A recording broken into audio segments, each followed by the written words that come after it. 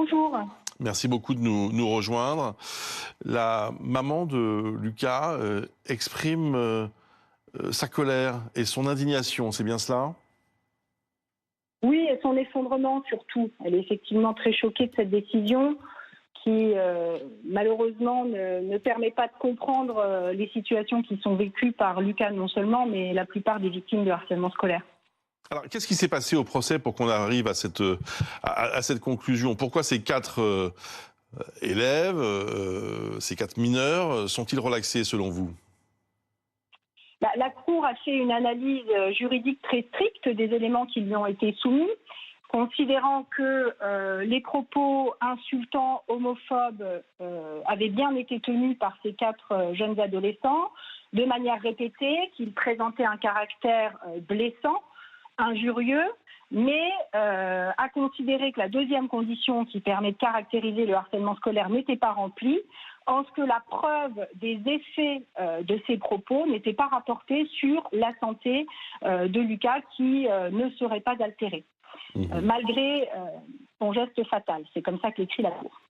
Est-ce que vous allez vous pourvoir en cassation? Alors c'est évidemment une option qui est à l'étude, parce que je considère qu'en effet le législateur finalement ne répond pas aux besoins de protection des victimes de harcèlement scolaire. Preuve en est dans cet arrêt qui caractérise bien des propos injurieux, homophobes répétés, mais qui ne permet pas d'aller au-delà en termes de protection de la victime, mais également en termes de message qui est passé aux auteurs de ces propos, puisque finalement aucune sanction ne leur aura été adressée, alors même qu'on reconnaît l'existence de ces propos-là qui ne résultaient pas de l'imaginaire de Lucas. Donc c'est vrai que le pourvoi en cassation est une piste. Ouais. Du coup, ça renforce l'idée que voilà, qu'on n'arrive pas à lutter contre le harcèlement scolaire et qu'au fond, il y a une forme d'impunité. Il y a une forme d'impunité, à mon avis, dont les adultes sont principalement responsables, pour être tout à fait clair. Il s'agit d'adolescents qui sont dans une phase d'éducation, dans un établissement scolaire. Il se trouve qu'en l'espèce, quand je parle de sanctions, je parle également de sanctions disciplinaires. Rien n'a été fait. C'était des comportements qui auraient pu être sanctionnés disciplinairement.